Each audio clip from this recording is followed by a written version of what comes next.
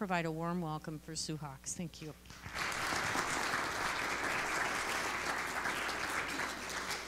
Good morning.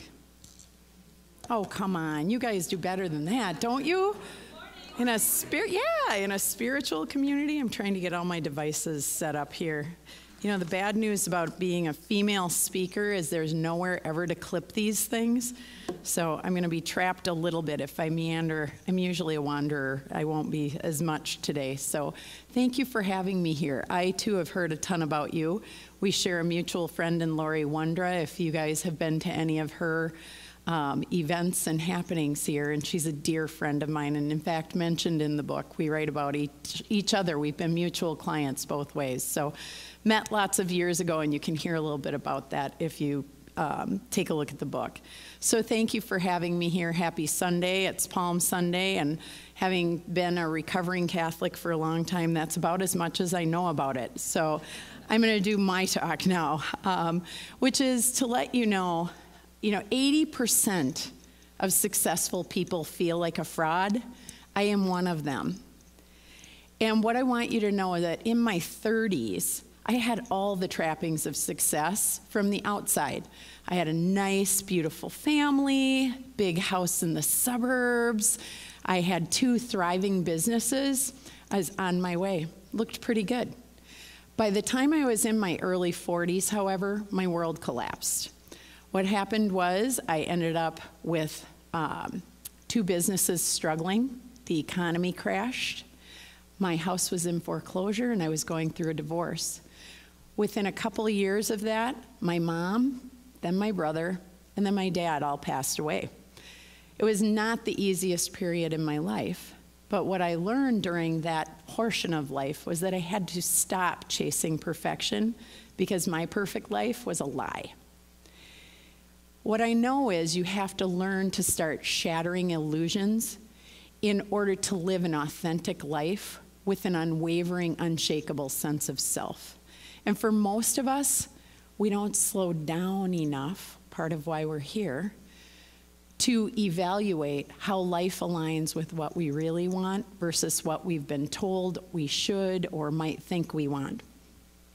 Now, by the time I was 45, I had put quite a bit of effort into my life. I channeled the same kind of effort I put into my clients, into myself and my son, and life looks pretty good right now. And I will tell you, it's a wonderful thing to have come through. But while I was doing my work, what I will tell you is I documented a number of things so that I could say, how do I practice the right kinds of things to move forward amidst whatever circumstances life might hand to me? Because you know what? It's going to happen again. Maybe not quite to that degree, but that's what life does.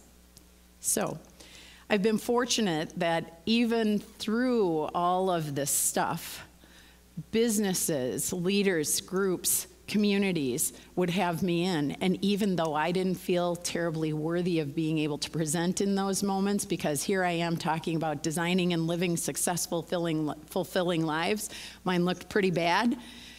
I went, oh, why should they listen? Thankfully, people did not abandon me.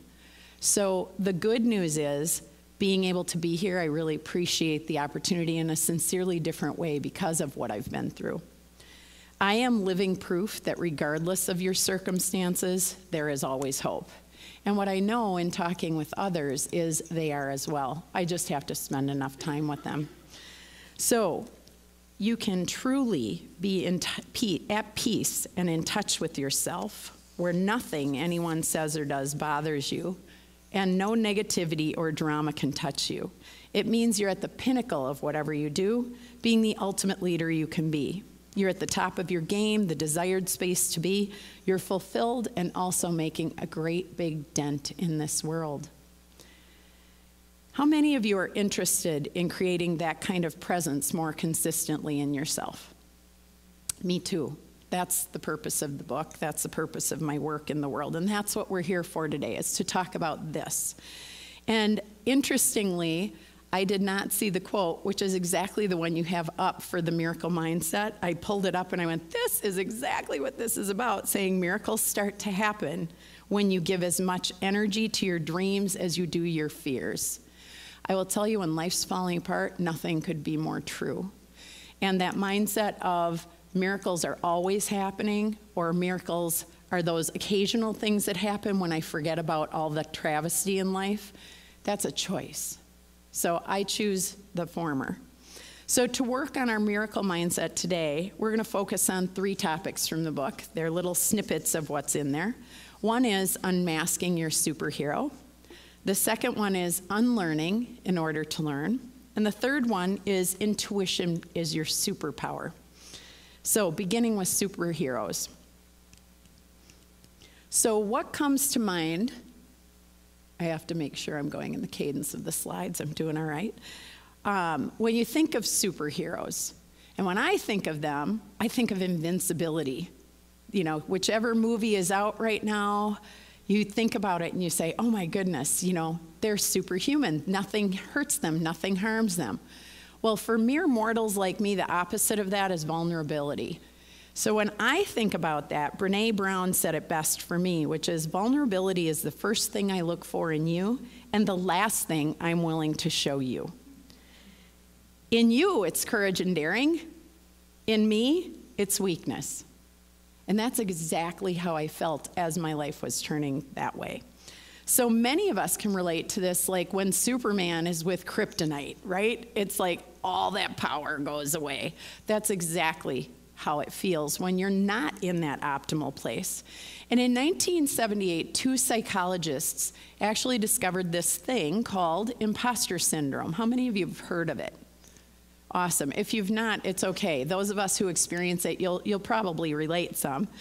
But what they did was they initially studied women, but then 20 years later were asked to study men because they thought it was a female thing as women were entering the workforce, where they documented it as high-achieving individuals who are marked by an inability to internalize their accomplishments and a persistent fear of being exposed as a fraud.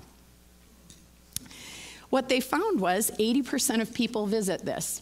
That is an actual thing. It's a real syndrome. And when, in fact, they did their further research 20 years later, they found men absolutely felt the same thing. They expressed it outwardly differently. And what's interesting about this is they said that the 20% of people who have never experienced this, they're the imposters. Because they don't question, if I keep setting the bar, when do I get to a point where the world finds out I'm making it up as I go? And so a lot of this is our ability to say, let's set the bar, okay, let's hit it, we did it, awesome. And then it's, okay, let's do it again, but it's gotta be bigger and better and bolder than the last one, otherwise, who cares?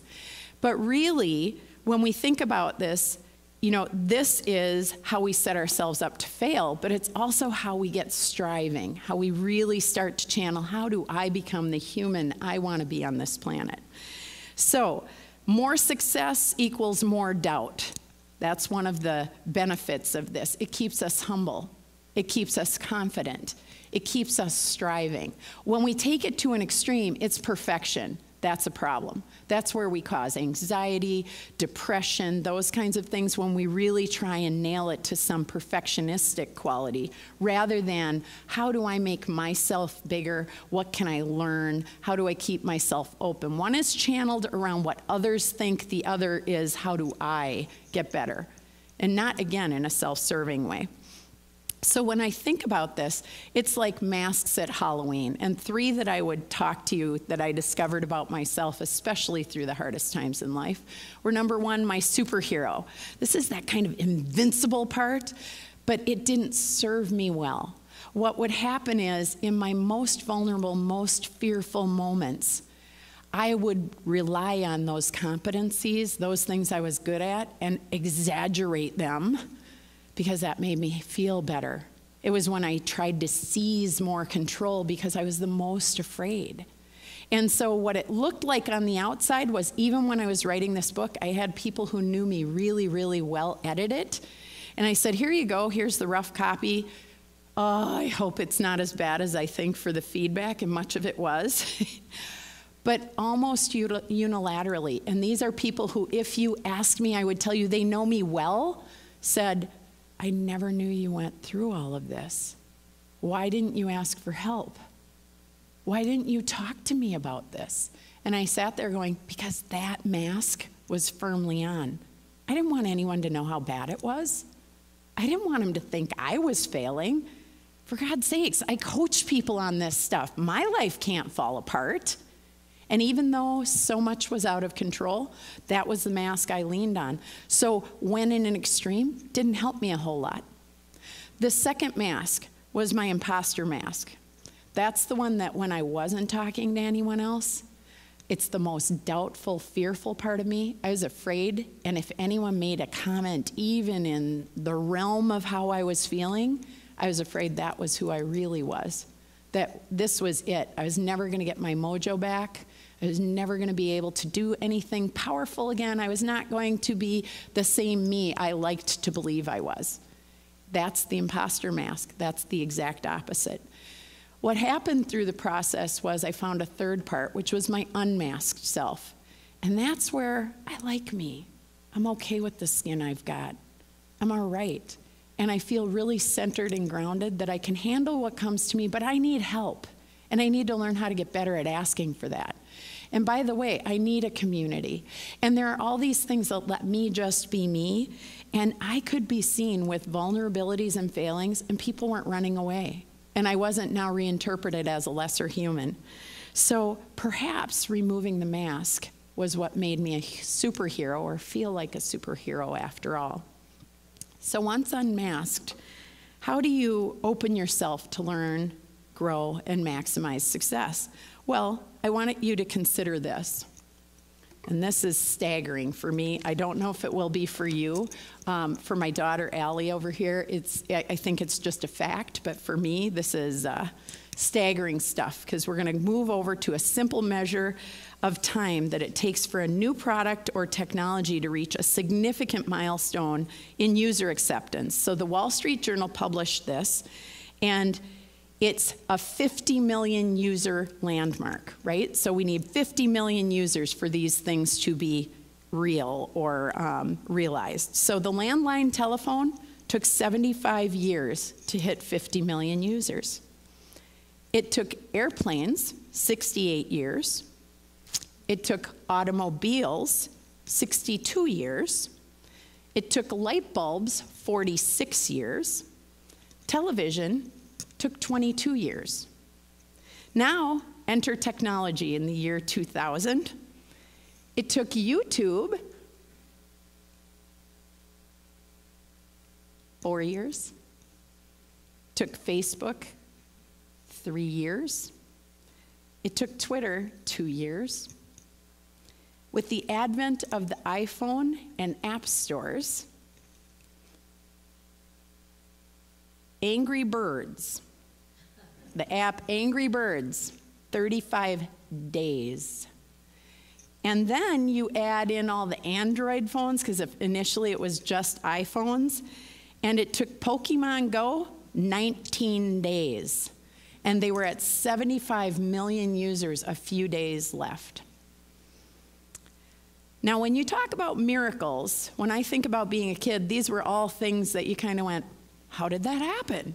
But when you think about the pace of change and how our humanity reacts to it and why we feel so overloaded and overwhelmed, this quote from 2,600 years ago, we underestimate the pace of change at our own peril. To say we live in a changing world underestimates the speed of both the pace and the scope of ongoing change. You have to grow or you're going to die. And we have to become agile learners in order to grow. The older we get, the harder it is to truly learn, because we really start to get fixed on all we know, because we're recognized for our expertise, which is predicated on all we know. So in the adult learning game, growth and learning equals pain. And as you heard in my own story, I think I did a whole lot of growing for a lot of years there. But it meant abandoning some expertise, and some things I had said foundationally are who I am. And as adults, the more we are recognized that way, the harder it is, again, to let go of it. We base our expertise on knowing, leaving very little room for learning. So There's a Zen proverb that talks about unlearning to learn better than I ever could. All right, so a very smart business person who's very well traveled has gone around the world, and some of you have probably heard this, maybe everyone. And he goes to see the Zen master, and he says, Zen master, I want to learn everything there is about the mastery of life. I've come here, I've traveled really hard. Let's sit down, let's have tea, and you can teach me all you know about the mastery of life. And then the Zen master says, sit down, let's do this.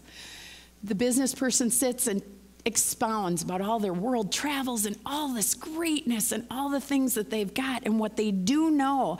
And the Zen master walks over in the middle of their ramblings and pours a cup of tea and doesn't stop pouring, and the cup overflows and keeps overflowing on the table and overflowing as they're talking.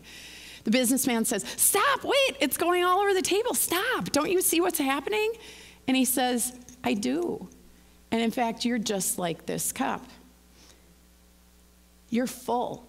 You're full of ideas and attitudes, and you came here to learn something from me, and there's no room to put anything in, because like this cup, you're overflowing and full. There has to be space for me to be able to contribute. So, before we can teach anything, before we can truly learn something, we have to make some space. And what we need to know is this is harder to do than most of us realize. And again, as competent adults, what's amazing is we rely on this to validate our identities and all the things we're doing in life. And yet, we might call ourselves open-minded, but in fact, we're taking crumbs when we could be taking leaps. So we have to be able to let go of some of our assumptions and those things that have made us successful in order to truly learn something and avail ourselves to what might be there. The power in unlearning to learn exists in rediscovering the joy of learning and really, truly letting go of things that no longer serve you, because some of them got you here, but they aren't going to get you there. And kids do not have any problem with this because they have no fixation around their expertise or what they're known as. They just go, oh, that doesn't work, we'll do something else. You know, they're willing to play, they're willing to experiment. When's the last time, and you might be a unique community, but I will just challenge you to rhetorically ask yourself, when's the last time you were out being a beginner? Really doing something completely new that challenged everything in you to let go of what you'd made up about yourself. And if you haven't, I want to encourage you to think about, what would that be? What could I learn that would make me a beginner again? What would offer me a challenge to open my mind and my heart and my soul in a way that would allow me to learn? And what am I going to give up and let go of in order to go do that? Because to learn, you have to have openness and empathy, and you have to be flexible. You can't stick to knowledge is power. That adage doesn't work. The internet took that all away. The internet's all about sharing knowledge, and all it does is smack us in the face with nothing's new. It's been said and done before. What does your voice bring to it so that we can access it and maximize it? So unconsciously, again, we learn something new by first linking it to what we already know. Now, most of the time, that gives us an easier entryway, which is a really cool thing. However, sometimes what we're learning and what's new doesn't really fit with what we're linking it to, and it leads to a ton of misunderstanding. But we aren't always humble enough to say, maybe where I started from wasn't the best entree for me to learn this.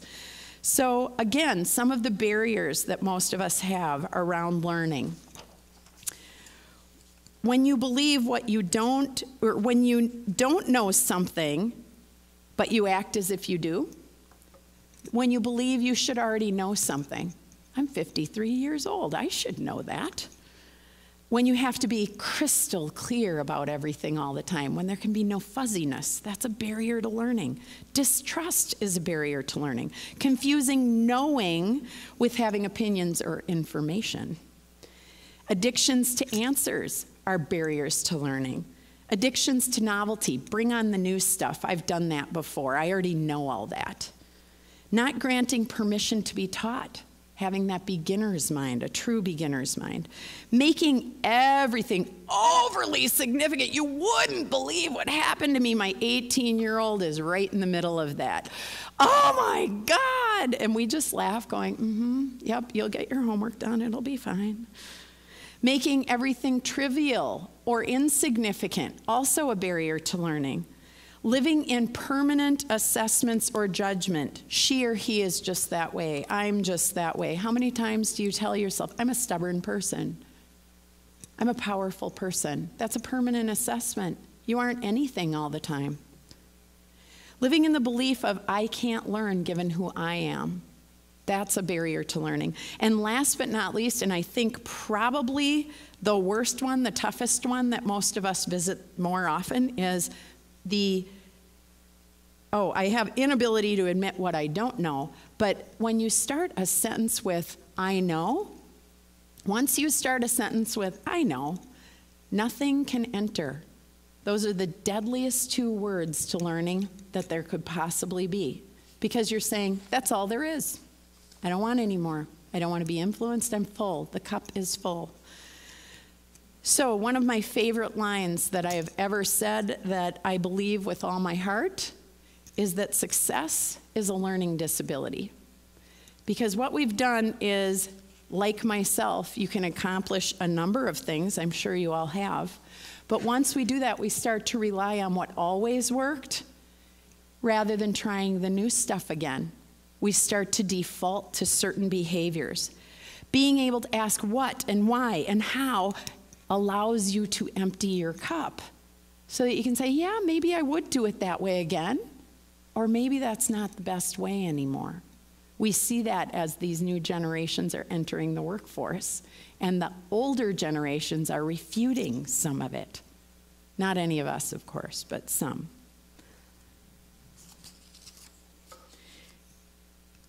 My turtle's not going away. There he goes. I have to point it up there. I know that's what you're going to tell me, because I know. Oh, went too far now. Yoda's coming. All right, in the beginner's mind, there are many possibilities. In the expert's mind, there are few. So friends to learning, I would be remiss if I did not give you the other side of what gets in the way. Well, what avails learning to us? What allows us to start to learn more effectively? A willingness to declare, I don't know. I don't have the answer. I'm not sure what we should be doing with this.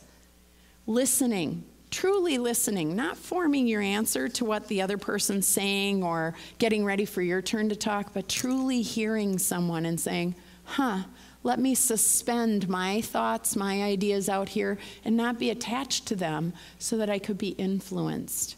Let me see if that fits. Let me see how it might jog up and make me a little disrupted and uncomfortable. Because what I know is when I'm uncomfortable, something good's going to happen. It makes me challenge the way I've got things wired up. Not always comfortable again. Openness. Obviously, we have to open our minds. In this community of people, far easier than every day walking around with some people with other fixed ideas and assumptions. We're bumping into each other's assumptions. Respect. Truly respecting different ways, different ideologies, different ways of thinking and approaching and doing. Many of us, like myself, I would say I'm an open-minded person until I bump up against the edges of where I'm not. And then I start saying, I got some work to do on that one because I made up a whole nother story. You know, yesterday I was speaking on a stage for the Women's Expo, and we were looking at a panel. And we were assessing because the youngest person on the panel wore a different kind of dress than the other panelists who were significantly older, diverse panel, very good. But the youngest woman had on heels about this high. She had on a t-shirt, said the year of the woman, which I thought, you know, she's trying to fit the Women's Expo. Really tight leggings. The other women were in business attire, you know, suits, that kind of thing. We had all kinds of judgments. We sat and talked about it. And I thought when I went home, you know, she's making her statement. It's not how I would do it because I think it presents a barrier for all the reasons. Did any of you conjure up some assumptions and judgments as I was saying that stuff? Raise your hand if you did. I know I sure did. Where you went is where I went, I think. And yet, she spoke so powerfully, and I thought, there are times when, why would you create that additional barrier if you're on a stage and you're as wise as this young woman was, so that I'm more fixated about your clothing than the message you're bringing? Why would you do that? And then at the same time, I go, why would I judge how she did that and spend my time there instead of really validating what she said? So it's a reciprocal kind of thing, that we all set these games up, but if I go to sleep and I start to say that's how it is, I've just lost an opportunity with her, with other people like her, with other panels that show up that way, and a whole litany of things. So being able to tell the truth and confront that and say, my work is on this side, her work is wherever she wants to go with that, if at all. Right now, that's the best I can do. And yet, I would encourage my daughter not to do that, because I don't want any barriers there. I want to remove barriers for her and for all the young people that I see to do what young people did yesterday, which inspired me down to the tips of my toes, going, good for you for standing for what you believe in. And most of them, many of them can't even vote, but they sure voted yesterday. That was cool. And I don't know if when I was their age I would have done that. I'd like to believe I would have. Powerful stuff. You've got to be willing to be open, for real. A willingness to question your questions, just like I talked to you about, and a mood of inquiry and perplexity, saying, it's not a done deal. I'm still breathing. So, step 1, to learn how to empty your cup and make some space. To do so, you have to learn to have fun. How many of you are that's not a natural default position to have fun? Thank you for your honesty. In my family, I'm titled the fun bringer. And I like to make stuff up. I like to play. I like to go places where I haven't been. And I don't have a lot of approval needs, so getting up in front of a group like this or putting on a costume or looking silly does not bother me. My family has some other ideas about that. So I push them. And they ground me. And there's a reciprocity that's wonderful most of the time there. But it lets us have fun and get to places we wouldn't normally do together. We also have to open our minds, because the way they do it and the way I do it, because I'm the outlier, it's not the same. And that makes us better together. And when we respect that, it's a whole lot of fun. And the joy of learning lives outside your comfort zone. Learning will not happen where you are already comfortable. That is just reinforced knowing. So don't con yourself like I do in going, I learned something new. No, you placed it right in the same box you have and put new words around it. True learning is not in your comfort zone. So what do we need to do? The first step is you have to let go. Unlearning is a matter of letting go of your expertise, creating space, and being more curious than you are certain. The second thing you have to do is to open up and become hungry to learn. Let your curiosity take over to the point where you're doing some things that might not be very easy to do. Third thing is to take on new things. Remembering to have fun with it, play in your own version while you're opening your mind, and reminding yourself that the joy of learning lives outside your comfort zone. To quote a Zen proverb, knowledge is learning something every day. Wisdom is letting go of something every day. Wisdom is your ability to learn at the pace of change. It's a lifelong process of unlearning, creating some space in the cup, emptying that cup, and then breathing into that space so that you can learn something and put that in the space while you're maximizing success. So last but not least, how does intuition become your superpower and play into all of this? I want to see a show of hands, because I know this is a really good community to ask this question in, but I really love doing it in business communities more than anything. How many of you have known something without knowing how you know? How many of you do that quite frequently? awesome. I figured I'd have a greater show of hands here than other places. Tell you, when you're in a room of executives, they're like. So the questions I have for you around this is, did you trust that knowing? And if so, how frequently? And check in, how often do you dismiss it? How often do you let it recede to the background because you just can't pin down why you know it? So you kind of back away from it and you don't trust it. And yet, when you look back, it was exactly the right thing you needed to do and you knew it, but you dismissed it. Steve Jobs said, intuition is more powerful than intellect, but people give much more weight to intellect. I happen to agree with him. You have to create space. We've been talking about space. You have to create the space in order to have the space to create. Sorry, I'm having a hard time keeping my slides up with me.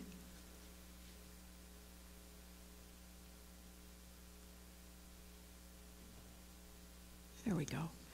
All right. If you don't create space in all you're doing, you will not be able to listen, maximize success, or even hear your intuition, because your intuition will only whisper. It will never shout. It is not a presence within yourself that is going to fight for attention. And when it comes to that, how many of you are busy people? I mean busy, like the kind of busy that you don't even remember the drive to work some days. You got there and you go, I don't remember taking a 2,000-pound instrument, navigating with other 2,000-plus pound instruments, parking, getting in and starting my day. I don't even remember doing that because I made my to-do list. I thought about these 16 other things. Or you're the kind of busy where you're at your children's activities, you're with family, and you're thinking about work, or you're answering email, or the phone's out on the table. Or you're with work and you're worried about family. We're never present where we are, and it's so exaggerated with our electronic leashes. There are too many ways we're connected, and we don't just, I'm right here, right now. What's here for me? What can I be present to? What am I awake to? So that kind of whisper will eclipse and make you doubt that voice. In fact, it will start to have you question it, and you won't even know it happened. You dash it off like it's a hunch, a suspicion, instead of something is nagging at me. This is something I should pay attention to. And when we don't do that, life serves up the circumstances to say, oh no, you will listen. Just like your body will do the same thing. And if you don't pay attention long enough, it becomes more extreme. Case in point. Your quiet place lives right next door to creativity, and it's called intuition. I used to teach a wilderness exercise in groups, and what happened was we would give this exercise to individuals. There were about 20 questions, and any wilderness experts in the room, the kind of people I could give a backpack to, and you could be out in nature for 6 weeks with nothing but the backpack, and you'd survive well and enjoy every minute of it. Okay, none of you were in my audience ever. So my audience liked warm showers and beds and hotels, so these were not, none of us were wilderness experts, but we would give this wilderness expert document to people, and they would fill it out individually. And most of the answers, because these were not deductive things, these were not average camper kind of questions, these were hardcore, you're living off the land, you have to know your stuff kind of things. People had to rely on gut, had to. And we'd give that to them, and they would begin, going through this. So they'd get their answers. We had one column for individual answers. And then we'd say, all right, groups of 4 and 5, let's put you guys together. And now you're going to discuss and debate your answers and come up with the right answer for the group. One answer, you all have to align on it. And that exercise, almost always, we had to cut the time off, because people would get in these big discussions and debates. Now remember, the majority are not wilderness experts at all. Like, they don't camp. Now, what do you think happened to the scores with individual compared to group? if you're thinking they went down, you're exactly right. When people were left to their own and just trusted their gut and answered, almost unilaterally, their answers were better than when they discussed and debated. Now, what was fascinating to me was how long people were willing to discuss and debate on things that they had relatively little knowledge about, which gave me an entire new spin on what meetings look like in business and everything else and family dynamics, because people had a whole lot to say about things they didn't know. The second thing that was very interesting was people gave answers like, why did you say that? Jan, what had you say that? Why do you think the flame should be blue versus yellow, orange, or red? Or why do you think we should ford the stream that way with these kind of instruments that we're carrying and da-da-da? And you would go, I don't know. It just felt right. Like that just seems like the answer. Irrefutably, the rest of the group would jump down that person's throat unless you had the same answer and go, that's not legitimate. My son's in the Boy Scouts, and we once read an article, and they once this, and it had nothing to do with that situation at all. But it was better logic than the bargaining chip called, it just felt right. It seemed like the right answer. I don't know. Something told me to do that. How many times in our lives do we do that? We dismiss our voice because my bargaining chip from up here doesn't sound as good as yours. Yours seems pretty grounded, and you had the Boy Scout thing, so I got to ride with that. And we'd get done with this, and I'd say, what'd you take away? And people would say, I do this all the time. I do it at work. I do it at home. I quiet my voice when I know somewhere that that's the right answer because I'm not certain from a logical place. Now, I am not telling you to dismiss logic because goodness knows we need that all day. But that being said, we cannot lose sight that the very best decisions, the very most aligned decisions we can ever make are a balance of head and gut. That stuff we just know with the stuff we have some expertise on. So if we can't marry those two things, we start eclipsing the very best of our own wisdom. Looking back, you know you knew, you simply didn't trust it. How do we build that kind of trust? Well, again, doing this, and mind you, some of those situations on that thing were life and death. So when I sat there saying you are willing to argue with one another about a life or death situation with shaky knowledge for a long duration of time, dismissing a bunch of people who knew something was right. Like, just pay attention. So again, really, truly, the combination is what we're seeking. So our default setting as human beings is to trust our head over our gut. That's what we do. And Einstein said, the intuitive mind is a sacred gift, and the rational mind is a faithful servant. How do we quiet, then, the noise between our ears to accept that sacred gift? How do we do that in busy lives that are full? How do we do that? Practices like you talked about as we were talking to Jan about all the great things you do in this community. Meditation, journaling, spending time in nature, drumming, all of these things access different kinds of space. And we have to do it with consistency. If you, like me, do your practice sporadically, we always have to be in the discipline of how do I get more consistent? Because the more consistent we get, the more in touch we are with that wisdom, and the more things start to flow. It's like, oh, it's getting easier. Well, why? And then we get busy again, and we let those practices go, because, it doesn't seem very productive to sit on a day for 60 to 90 minutes and do nothing. Do nothing. No thing. It just isn't something that for someone who's productive like me, I justify very well. Because I'll always find an argument for my to-do list and what I should be doing over nothing, so that I'd be more effective and had access to some of that miracle that's available to me.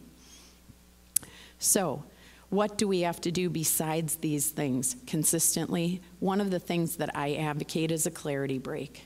Now, beyond journaling, this is where you create a space. That space being time, 60 to 90 minutes, weekly or bi-weekly. Don't care, you'll find your cadence, where you sit. And I'm telling you, pen and paper, don't take electronics. It disconnects a whole lot of stuff in your neuroscience.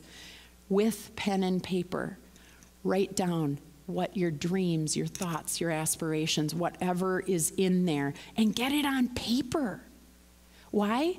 Because it may not make sense today. It's just letting the mind empty and go. That is a luxury most of us don't give ourselves. And I would tell you, it's a necessity like breathing. So with discipline, go somewhere that feeds you, that you enjoy. Not at work, not at home. And some people can find space at home. I find things to do, or interruptions, or normal things creep in when I'm at home. So away, but a place you really feel comfortable and nurtured, and let your brain go. So intuition is your access. That's the gateway to these sacred gifts. And it is that ability to have the gut and reason really truly coincide. Logic alone is not enough. Intuition alone is not enough, but too far over onto the logic side in the Western world, way too far. So in order to be authentic, your authentic expression, you must learn to shatter illusions. So for those that may have something to write with, or your phone if you prefer to do it, I would ask that you please write this down. If there's one thing you take away from today, and again, it's your choice, but my encouragement to you, if you do not have a practice of some sort of clarity break, is before you go to bed today, schedule your first clarity break. Somewhere away from work and home again, but somewhere that you really like to be. Some people like coffee shops, like Allie. For me, that would be too chaotic. She finds a cozy place in a nice little chair. There's a fireplace. It feeds her. She likes being around where people are doing that, and she loves coffee. So that gives her a whole bunch of stuff that lets her be at peace and at ease. For me, it's being outside by water. We just got back from Mexico. Every morning I got up and watched the sunrise and was at peace. Lo and behold, I could sit, we had an outdoor living room area, and I could sit at a table and just write. I sat and I came up with probably 10 or 15 different ideas for work, for home. I have a personal, what's called a VTO, a vision traction organizer, so that I have some personal goals that coincide with work goals. All of these things started to meld together where I went, this is gonna be a great year. This all goes together. Because I could just let my mind wander. Something about the sea and the salt air and not being in this works. Now, can I be in Mexico every day? No, but guess what I did? I took a video on my phone of that sound with the visual. I can set my phone up and hit repeat, and I've got the ocean with me now, the exact spot I was. That works for me. Now, that's introducing a little technology, but it works for me. So schedule your first clarity break, minimum of 60 to 90 minutes. And if you are saying, oh my gosh, that sounds like forever, start with 30 and keep increasing. But the longer you can go, the better. And let your mind wander. Let it empty. Let yourself dream. This is playtime. I promise you, you will get back tenfold what you do. And you must do this on a weekly or a bi-weekly basis, or it is not going to give you access to the sacred parts of it. By doing this, weekly or bi-weekly, you will begin to live the life you've been waiting for by creating a space where you're truly at peace and in touch with yourself. And nothing, whoops, I'm pointing at the floor, nothing anyone says or does bothers you, and no negativity or drama can touch you. It means being at the pinnacle of whatever you do, being the ultimate leader you can be. This is it. You're at the top of your game, the desired space to be. You're fulfilled and also making a great big dent in this world. And I want to read you a little thing from Mother Teresa to wrap this up and say thank you. The value of silence. We need to find God, and he cannot be found in noise and restlessness. God is the friend of silence. See how nature, trees, flowers, grass grows in silence. See the stars, the moon, and the sun, how they move in silence. We need silence to be able to touch souls. Thank you. Oops.